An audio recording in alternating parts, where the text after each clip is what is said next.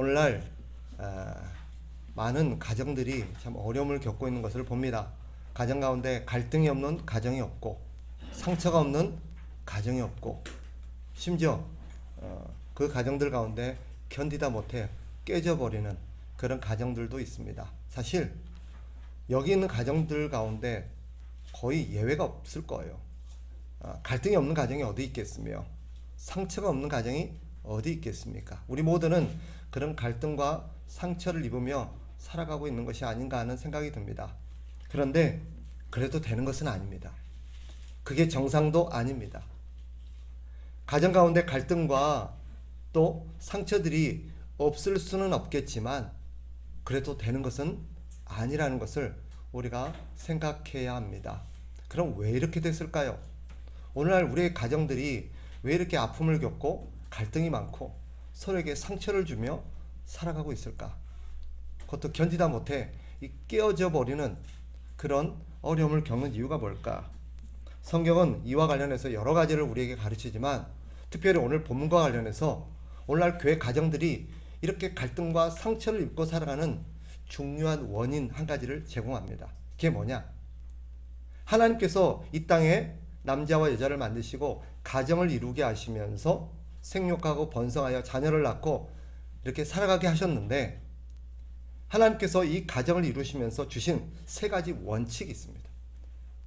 가정을 이루기 위해서 이 부부가 명심해야 될 세 가지 원리가 있는데 오늘날 이 원리가 깨어져 버렸기 때문에 오늘 가정들의 갈등이 생기고 상처가 일어나는 것입니다. 심지어 견디다 못한 가정들은 깨어져 버리는 경우도 있어요. 이 세 가지를 지킨다고 해서 반드시 가정이 화목하고 행복하다는 것은 아니지만 적어도 이렇게 세 가지 원리가 든든하게 지켜진 가정은 건강한 가정이 됩니다.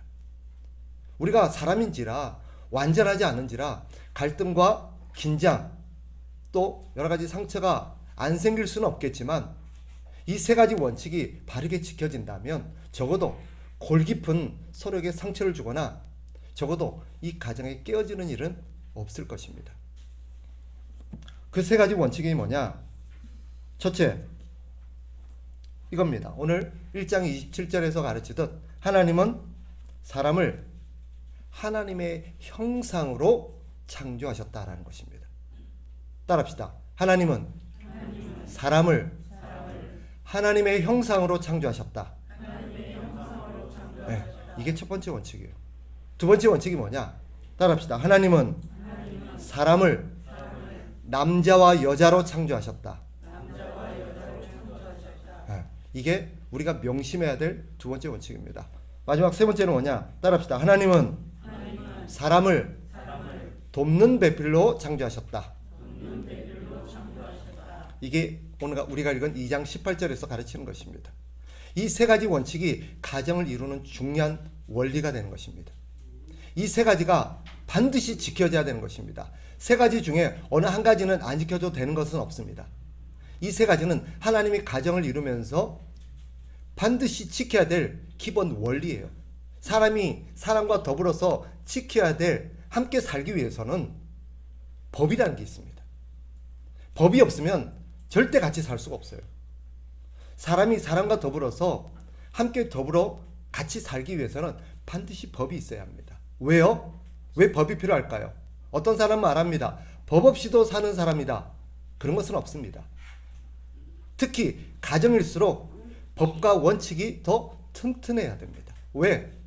너무나도 많은 시간, 많은 상황을 함께 해야 되고 더군다나 밀접하게 친밀하게 살아가야 되는 사이이기 때문에 더 원칙이 분명해야 돼요. 그런데 오늘날 시대를 보면 가장 친밀하고 가장 가까운 이 사이 안에서 법들이 무너집니다. 그러니까 가정 안에서 상처와 갈등과 깨어짐이 있는 거예요. 기억하세요. 사람이 사람과 더불어 살기 위해서는 반드시 뭐가 필요하다? 법이 필요해요. 이 법을 다르게 표현하면 원칙이라고 말합니다. 원칙. 규칙이라고도 말할 수도 있어요. 반드시 필요합니다. 오늘 제가 여러분에게 말씀드린 세 가지 원칙은 가정을 이루는데 반드시 지켜야 될, 어떤 경우에도 지켜야 될 원칙입니다. 첫째 원칙이 뭐였습니까? 하나님 인간을 하나님의 형상으로 만들었다, 창조하셨다는 것입니다. 즉 나의 남편, 나의 아내이기 전에 그는 하나님의 존귀한 형상을 따라 지음받은 존재라는 것을 명심해야 합니다. 이 점을 무시하니까 갈등이 생기고 상처가 일어나는 거예요. 여러분 한번 따라합시다. 무시해도 되는 사람은 없다. 동의하세요? 네, 동의하죠. 당연히. 이 땅에 우리가 무시해도 되는 사람은 아무도 없습니다. 심지어 우리 사랑하는 가족들조차도. 더더욱 우리의 자녀들도 우리가 무시해도 되는 존재는 아닙니다. 왜요? 모든 인간은, 모든 사람은 존귀한 하나님의 형상으로 지음받은 존재이기 때문에 성경은 뭐라고 가르칩니까? 사람을 대할 때 하나님을 대하듯 하라고 가르칩니다. 우리의 배우자는 말할 것도 없고 우리의 부모와 우리의 자녀와 우리가 더불어 살아가는 우리의 모든 믿음의 지체들도 우리는 존귀한 하나님의 형상으로 지음받았기 때문에 어떻게 해야 돼요? 하나님을 대하듯, 성경의 표현을 빌리면 죽게 하듯 하라고 가르치는 것입니다. 그러니 이것이 가정에서 지켜야 될 가장 기본적인 원칙이에요. 이것이 안 지켜지니까 뭐예요? 상처를 받는 거예요. 무시당한다고 생각하는 거예요. 왜 나를 무시하지?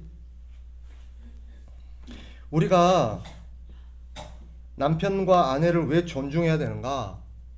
하나님 때문이에요. 하나님이 우리의 배우자에게, 우리의 가족에게 하나님께서 가치를 부여하셨기 때문이에요. 하나님의 형상이라는. 하나님을 사랑하고 하나님을 존중하기 때문에 우리는 하나님을 존중하는 마음으로 우리의 가족들, 우리의 배우자를 존중해야 되는 줄 믿습니다. 아멘. 이게 우리가 지켜야 될 첫 번째 원칙이에요. 무시해도 되는 사람은 없습니다. 따라합시다. 무시해도 되는 사람은 없다. 두 번째 원칙이 무엇이었습니까? 하나님은 사람을 남자와 여자로 창조했다는 거예요. 쉽게 말하면 우리의 아내, 우리의 남편은 나의 남편, 나의 아내이기 전에 한 남자요 여자라는 거예요. 그러니까 나의 남편을 남편으로 대하기 전에 뭘로 대해야 돼요? 한 남자로 대해야 돼요. 이게 무슨 의미냐? 쉽게 말하면 이런 겁니다. 남자는요, 제가 남자라서 잘 알아요. 남자는 누구나 인정받기를 좋아합니다. 인정받기를 좋아하는 걸 넘어서서 갈구합니다. 우리 형제들 동의하십니까? 자기들은 안 하는 것처럼. 남자들은요, 멋지다, 책임감 있다, 든든하다, 자기 덕분에 산다, 이런 표현들을 너무너무 좋아합니다. 그죠, 형제들?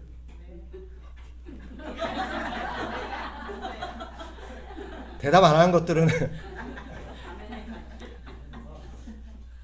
그러니 여러분 진짜요, 남자치고 칭찬과 인정을 갈망하지 않는 사람은 없습니다. 그러니까 남자로서, 한 남편이기 전에 남자로서 참 남자다움을 우리가 드러내야 되긴 하지만, 자매가 우리 남편을 대할 때 어떻게 돼요? 남자로 대해줘야 돼요. 멋있다, 든든하다, 자기가 있어서 참 좋다, 책임감 있다, 이런 것들을 우리가 표현을 해줌으로써 인정을 해줘야 돼요. 당연히 우리 남편도 남자이기 때문에 그런 거를 갈구하죠. 그러니 우리 자매들, 아내들은 우리 남편을 남성으로서 그것을 인정하고 존중해야 됩니다.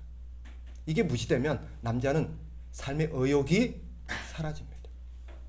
이걸 인정받지 못하니까 심지어는 무슨 일을 한 줄 아세요? 아내한테 인정받지 못하니까 다른 여자한테 인정받으려고 해요. 농담이 아닙니다. 그래서 바람이 나는 거예요. 그래서 바람이 나는 거예요. 통계예요. 바람을 나는 사람들을 조사해서 설문조사를 했더니 왜 바람을 피웠습니까? 인정받고 싶었다는 거예요. 인정받고. 내 아내가 나를 인정해주지 않으니까, 남성다움을 인정해주지 않으니까 다른 여자에게 그것을 인정받고 싶은 거예요. 그래도 된다는 것은 아니지만 그게 남자라는 거예요. 여자라는 것은 어떤 것입니까? 우리 아내는 나의 아내이기 전에 한 여자입니다. 아내 역시 한 사람으로서 존중받기를 좋아하고 여자로서 인정받기를 좋아하죠. 우리 여성들이 인정받고 싶어하는 인정이 뭐요?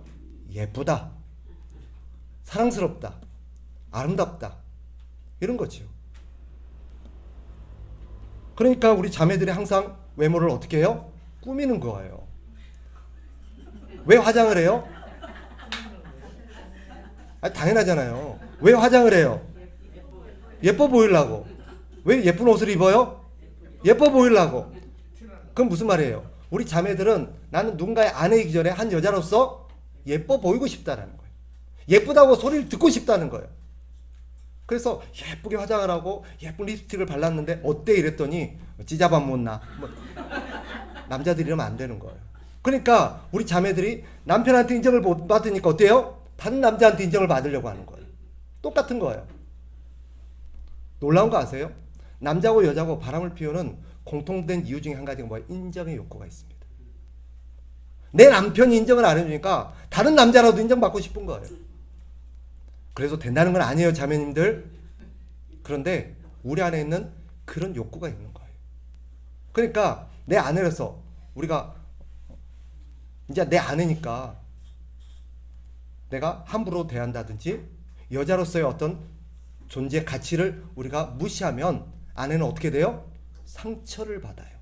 그리고 무시를 당한다고 생각을 해요. 우리 자매들이 자신을 가꾸는 것은 여자로서, 여성으로서 존중받고 싶다라는 것, 인정받고 싶다라는 의미입니다. 그러니 우리 사랑하는 형제들이 내 아내이기 전에 한 여자로서 그를 인정하고 존중해 주는 게 필요했습니다. 그래서 우리 아내들이 집에서 딱 꾸미고 있을 때 집에 들어가시면 어떻게 얘기해야 돼요? 우리 자매들이 얘기를 하네, 그죠? 우리 형제들만 따라합시다. 참 예쁘다.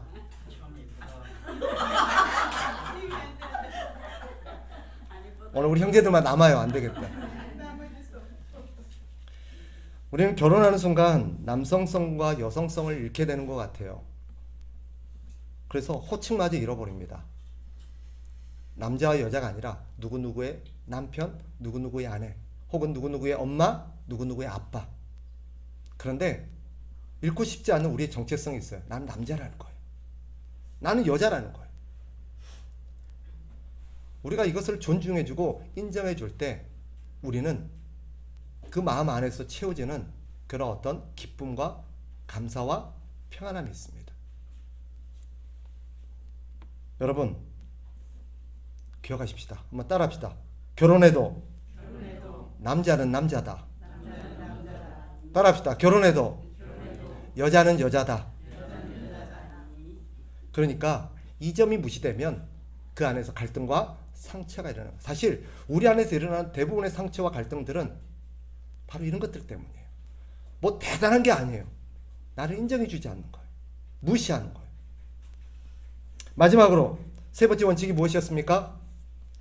하나님은 사람을 돕는 배필로 창조하셨다는 거예요. 돕는 배필이라는 게 무엇입니까? 서로를 도와주는 거죠. 그죠? 이 돕다라는 단어는 조력자, 위로자, 보혜사 이런 뜻입니다.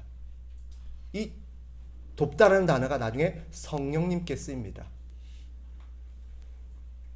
배필이라는 단어는 함께 서 있는 자, 함께 동행하는 자 이런 뜻입니다. 이걸 해석하면 이렇게 해석할 수 있습니다. 돕는 배필이라는 말은 함께 도와주고 서로를 위로해주는 사람이란 뜻입니다. 이게 돕는 배필입니다. 하나님께서 사람은 돕는 배필로 창조하셨습니다. 이와 관련해서 우리가 갖고 있는 오해 한 가지가 있어요. 그게 뭐냐면 여자가 남자의 돕는 배필이라는 생각입니다. 오해입니다. 여자만 남자의 돕는 배필이 아니라 남자도 여자의 돕는 배필입니다. 서로 서로에게 뭐가 되는 거예요? 돕는 배필이에요. 그러니 이것이 무시되면 우리의 가정에서 갈등과 상처와 깨어짐이 일어나는 것입니다. 나만 돕는 배필이 아니라 서로가 돕는 배필이에요. 하나님께서 인간에게 돕는 배필로 서로를 주신 까닭이 무엇입니까? 사람은 혼자서는 살 수 없기 때문입니다. 산다는 것은 단순히 생존한다는 뜻이 아닙니다. 사람답게 산다는 거예요. 그런데 사람은 혼자 있으면 사람답게 살지 못합니다. 우리가 종종 영화들을 보지요. 영화를 보면 홀로 무인도에 고립되거나 홀로 살아가는 사람들을 보면 삶이 어때요? 정갈하고 규칙적이고 항상 이렇게 그렇습니까? 속된 말로 개판 5분 전이죠. 이게 사람 사는 데인가 싶고 사람인가 싶습니다. 어저께도 우리가 신방을 하고 우리 시니어들하고 같이 식사할 자리가 있었는데 우리가 그런 얘기를 했어요. 어쨌든 남자는 혼자 있으면 안 된다. 왜? 혼자 사는 남자들 보니까, 특히 혼자 사는 남자 시니어들을 보니까 어때요? 좀 그래요. 첫째, 잘 안 씻어요. 몸에서 냄새가 나요. 옷은 또 어때요? 거시기해요. 그죠? 삶은 어떻습니까? 집에 가면 환경이 좀 거시기하죠. 그죠? 사람 사는 것 같지 않아요. 그래서 대부분 사회복지사들이나 요양보호사들이 혼자 독거하는 그런 남자 시니어 집에 가면 거의 느끼는 게 뭘까요? 집이 너무 엉망이라는 거예요. 사람의 몰골이 너무 거시기하다는 거예요. 또 냄새는 너무 고약해요. 비단 남자만의 문제는 아닙니다. 사실 여성들은 남성에 비해서 혼자 살아도 어느 정도 삶이 정갈하고 자기를 잘 가꿀 줄은 알겠죠. 그러나 내면은 어떨까요? 그 고독함 때문에 내면은 건강하지 않습니다. 어쨌거나 사람이 사람답게 살기 위해서는 혼자서는 안 됩니다. 그래서 하나님께서는 돕는 배필을 허락하셨습니다. 사람답게 산다는 건 뭐냐? 성경이 말하는 사람답게 산다는 것은 오늘 우리가 읽었듯 창세기 1장 28절의 내용을 말합니다. 같이 한번 다시 읽어볼까요? 창세기 1장 28절. 자, 다 같이 한번 읽습니다. 시작. 하나님이 그들에게 복을 주시며 하나님이 그들에게 이르시되 생육하고 번성하여 땅에 충만하라. 땅을 정복하라. 바다의 물고기와 하늘의 새와 땅에 움직이는 모든 생물을 다스리라 하시니라. 아멘. 사람답게 산다는 것은 무슨 말이냐? 사람으로서 해야 될 본분이 있다는 것이고 그 본분을 다하며 사는 삶이 사람답게 사는 거예요. 생존하고 사는 게 아니라, 혼자 잘 먹고 잘 사는 게 사람답게 사는 게 아니라 사람으로서 마땅히 해야 될 본분이 있는데 그 본분을 행하면서 살아가는 게 사람다움이라는 거예요. 그 사람다움이 뭐예요? 예를 들면 사람은 생육하고 번성하는 것입니다. 그래서 혼자 사는 게 아니라 가정을 이루고 공동체를 이루고 함께 더불어 살아가는 사회를 만드는 것입니다. 뿐만 아니라 다른 사람을 돌보고 다른 피조물들을 돌보고 함께 더불어서 이 세상이 이롭고 아름답게 살아갈 수 있는 세상을 만들도록, 세상을 가꾸며 살아갈 수 있도록 서로 협력하며 사는 것이 사람다움의 본분인 줄 믿습니다.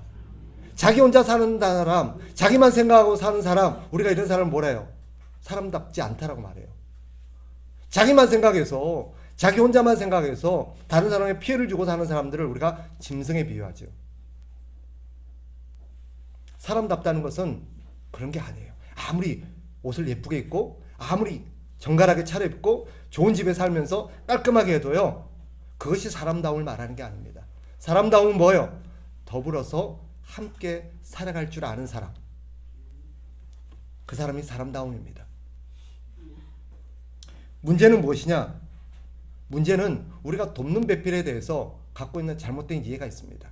아까 우리 형제들이 여자가 남자를 돕는 배필이다 라고 생각하듯 우리가 이 돕는 배필을 서로 도와준다 그러니까 어떻게 이해를 하느냐면, 돕는 배필이라는 걸 서로 자신의 욕구와 자신의 욕망과 자신의 행복을 위해서 상대가 나를 도와주는 존재라고 생각하는 거예요.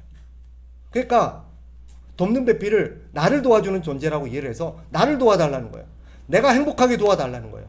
내가 원하는 삶을 살도록 도와달라는 거예요. 내가 만족하도록 도와달라는 거예요. 그러니까 어때요? 남자만 그렇게 생각합니까? 아니면 여자도 그렇게 생각할까요?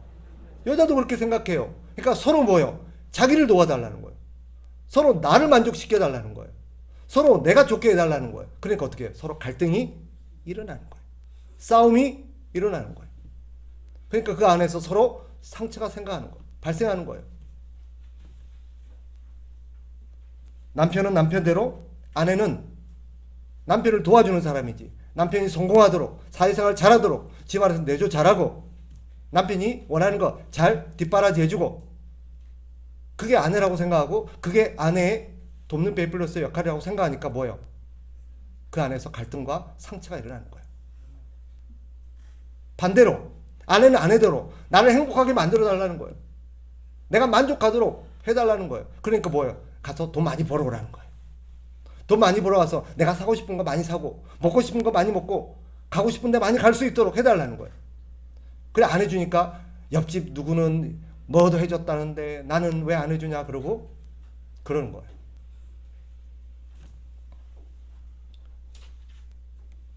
아내가 남편의 성공을 위해서 존재하는 도구가 아니듯, 남편 역시 아내의 행복을 위해서, 아내의 기쁨을 위해서, 아내의 만족을 위해서 존재하는 기계가 아닙니다.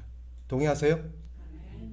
이게 무너지니까, 이 원칙이 지켜지지 않으니까 가정 안에서 상처와 갈등이 일어나는 거예요. 전부 다 우리가 받은, 여기 상처 없는 사람이 어디 있어요? 근데 그 상처를 곰곰이 들여다보세요. 왜 상처를 받으세요? 무시당하니까, 인정받지 못하니까, 존중받지는 못하니까, 맨날 자기만 챙겨달라 그러고 항상 자기만 도와달라 하니까 그 내 안에 상처가 생기는 거예요. 나도 사람인데, 나도 여잔데, 나도 뭔가 내 어떤 삶의 목적과 내 나름대로 어떤 인생관이 있는데. 그러니 여러분, 우리는 한 사람의 그리스도인이기 전에 하나님의 존귀한 피조물이라는 것을 기억해야 됩니다. 가정으로 돌아가서 우리는 누군가의 남편, 누군가의 아내이기 전에 우리는 존귀한 하나님의 피조물이라는 것을 반드시 기억해야 됩니다. 그래서 여러분이 여러분의 배우자, 여러분의 자녀, 여러분의 가족들을 무시하는 순간 여러분은 존귀하신 하나님을 무시하고 있는 것입니다. 마치 뭐와 같아요? 유명한 어떤 피카소와 같은 그런 거장이 만든 작품을 함부로 난도질하고 함부로 그것을 무시하는 건 누구를 무시하는 거예요? 그걸 만든 피카소를 무시하는 것과 똑같습니다.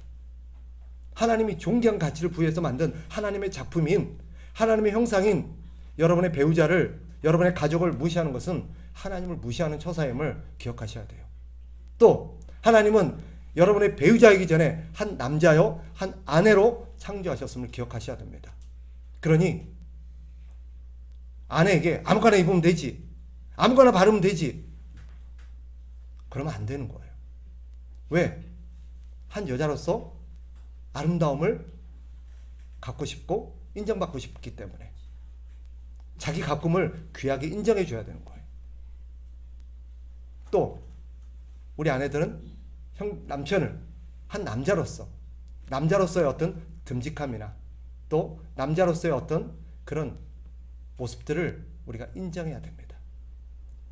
남자네, 역시 남자네, 이 한마디가 그날 남자의 귀를 확 살립니다. 지도 남자라고 이러면 안 돼요. 남자를 남자로서 인정을 해야죠. 남자도 아닌 게 남자인 것처럼 하는 것처럼 그렇게 말씀하시면 안 되죠. 말씀을 정리하겠습니다. 오늘 이 세 가지 원칙, 첫 번째가 뭐였어요? 하나님은 사람을 하나님의 형상으로 창조하셨다.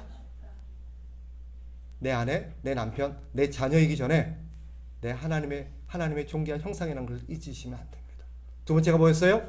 하나님은 사람을 남자와 여자로 창조하셨다. 내 남편, 내 아내이기 전에 하나님의 피조물인 남자와 여자로서 인정하고 존중해야 됩니다.